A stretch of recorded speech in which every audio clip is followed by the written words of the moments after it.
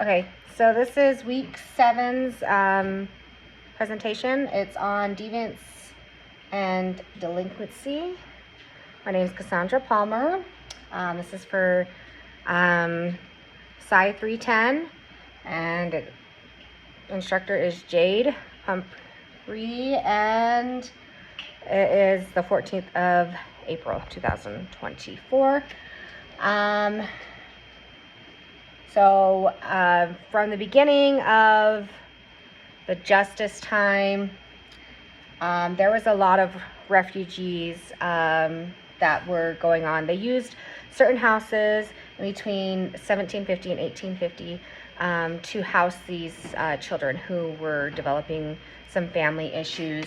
And so these houses were established for them to come in, essentially almost like a juvenile detention center, but mainly focusing on how they were able to come in and seek refuge from family members or domestic violence times or anything like that.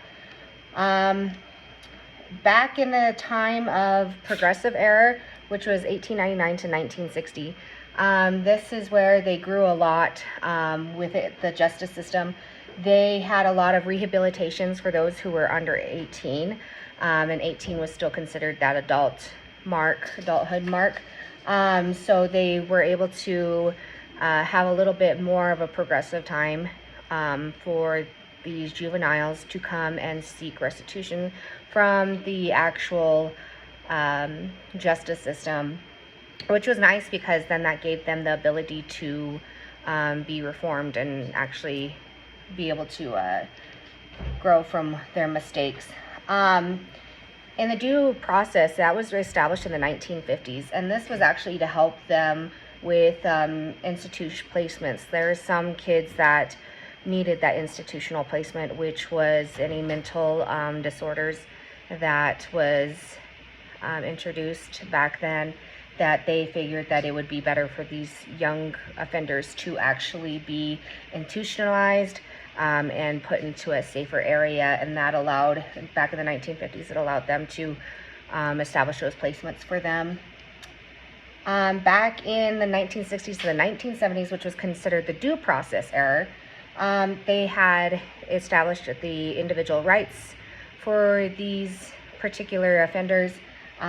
They were given the ability to use their rights to ensure that they get an actual appropriate and fair treatment in the courtroom and with the sentencing. So they were able to do that. One of these pictures really stood out to me was still waiting for due process, because there's a lot of juveniles that are actually in the process of getting their court hearing, and they still continuously wait, and it affects them mentally as well as physically. In between the 1980s and the 1990s, this is where they have the Get Tough on Crime era, which actually it was implemented into the schools, where they do a no tolerance or a zero tolerance concerns, where they would make sure that these juveniles that were committing or offending certain crimes, that they actually had a tolerance policy. I know a lot of the elementary schools as well as the middle schools and high schools do have the zero tolerance policy, which is in their handbook that they implemented from the 1980s to the 1990s, and they have carried it to today.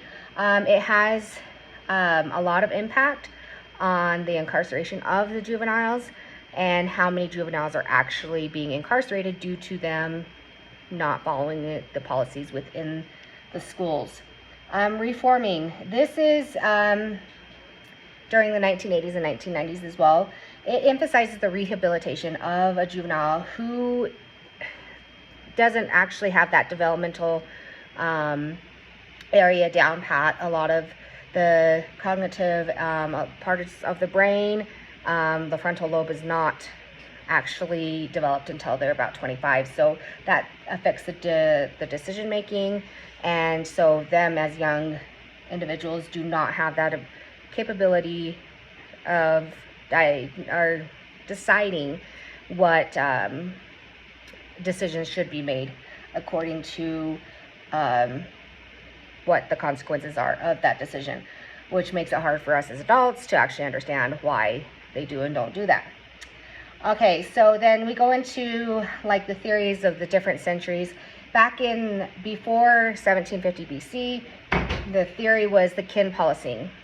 So the kin policing, and this included all the clans and different tribes that essentially were policing their own people and their clan members, which it outlined the behavior and penalties of certain violations that they considered violations. This essentially kicked off the beginnings of law and justice systems. In 1000 BC, it was Mosaic law. So it's not focused on one individual that came up with the Mosaic law, but it was aimed to certain behaviors. It didn't create all the laws, but it helped create the Code of Hammurabi, which was also considered a base for the modern policing. Back in the 6th century, the formal policing, also it's Pistachus, which was a Greek god. He helped emerge the city and states, and it also came to where it suppressed a lot of the long-term bloody feuds. So it allowed those to be resolved. In the 20th century, this is the restorative justice. This has different scholars and practitioners that actually contributed to the establishment of the restorative justice. It focused on emphasizing on the healing or repairing certain relationships. It also allows the youth offenders to repair anything that they might have destroyed, according to family relationships or friend relationships or any relationships thereof that they should have avoided in the first place by not committing that particular crime. I have my references. I have 3 of them. One is from the Open Rogan Press books. Another one is Criminal Justice, Theories of the Criminal Justice. And then the Rasmussen EDU blog. It's from Justice Studies. And so the actual pictures came from the internet as well. But this is my presentation on the justice theories on the delinquency and deviancy. Thank you.